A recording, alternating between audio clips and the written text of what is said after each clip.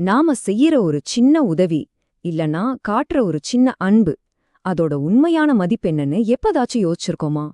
இன்னைக்கு இந்த கேள்விக்கு ஒரு அழகான கதை மூலியமா பதில் தேட போறோம். வாங்க கதைக்குள்ள போகலாம்.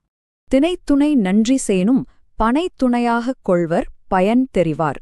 இதோட அர்த்தம் ரொம்ப எளிமையானது, ஆனா ரொம்ப ஆழமானது. அதாவது உதவியோட அருமை தெரிஞ்சவங்களுக்கு நீங்க திணையளவு, அதாவது ரொம்ப சின்னதா ஒரு உதவி செஞ்சா கூட அவங்க அது ஒரு பெரிய பனைமரம் அளவுக்கு பெருசா நினைச்சு பாப்பாங்களாம். சரி, இந்த அழகான சிந்தனைக்குள்ள ஒரு சக்தி வாய்ந்த கதை ஒளிஞ்சிருக்கு.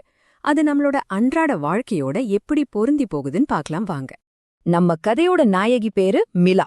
அவளோட வாழ்க்கையில ஒரு நிறமில்லாத சூரியன், ஆமா, ஒரு நிறமில்லாத சூரியன் ஒரு பெரிய பிரச்சனையா மாறுது. அது என்ன பிரச்சனை? வாங்க பார்க்கலாம். மில்லாவுக்கு அன்னைக்கு ஒரு முக்கியமான நாள். அவ ஸ்கூல்ல ஒரு டிராயிங் காம்படிஷன்.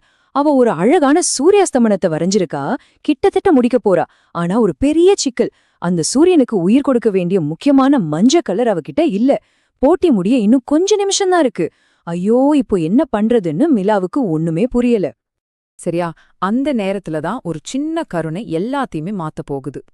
மிலா சோகமா இருக்கிறத அவளோட கிளாஸ்மேட் சாம் பாக்குறான். அவ கையில இருந்த பிரகாசமான மஞ்சள் கலர் கிரையான பாக்குறான். அப்புறம் மிலாவ பாக்குறான். ஒரு செகண்ட் கூட யோசிக்கல. தன்னோட கிரையான மெதுவா ரெண்டா உடைச்சு அதுல ஒரு பாதியா ஆச்சரியமா பாத்துட்டு இருந்த மிலா கிட்ட குடுக்கறான். பாருங்க, எவ்வளவு சின்ன செயல், ஆனா அதுல எவ்வளவு பெரிய அக்கறை. அந்த சின்ன கிரையான் துண்டு அவளோட படத்தை மட்டும் முடிக்கல, அது ஒரு அழகான நட்பையும் ஆரம்பிச்சு வைக்குது. அதுதாங்க உண்மையான பரிசு. சாம் கொடுத்த அந்த சின்ன மஞ்சள் துண்டு கிடைச்சதும் மிலா வேக வேகமா தான் ஓவியத்தை முடிச்சா. அடடா, இப்ப அவளோட சூரியன் அந்த பேப்பர்ல பிரகாசமா ஜொலிக்குது. அவளோட கனவு நனவான மாதிரி ஒரு உணர்வு. இப்ப கொஞ்சம் யோசிச்சு பாருங்களேன். சாம் கொடுத்தது என்ன? ஒரு பாதி மஞ்சள் கிரேயான். ஆனா மிலாவுக்கு கிடைச்சது என்ன? ஒரு முழுமையான ஓவியம். அந்த போட்டியில ஜெயிக்கிறதுக்கான ஒரு வாய்ப்பு.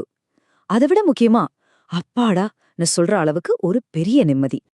ஆமாங்க, அந்த திணையளவு உதவியிலிருந்து முளைச்ச உண்மையான பனைமரம் என்ன தெரியுமா? அதுதான் மிலாவுக்கும் சாமுக்கும் நடுவுல உருவான அந்த புது நட்பு. சரி, இந்த சின்ன கிரையான் மில்லாக்கு ஒரு பெரிய பாடத்தை கத்து கொடுத்துச்சு. அது என்ன பாடம்?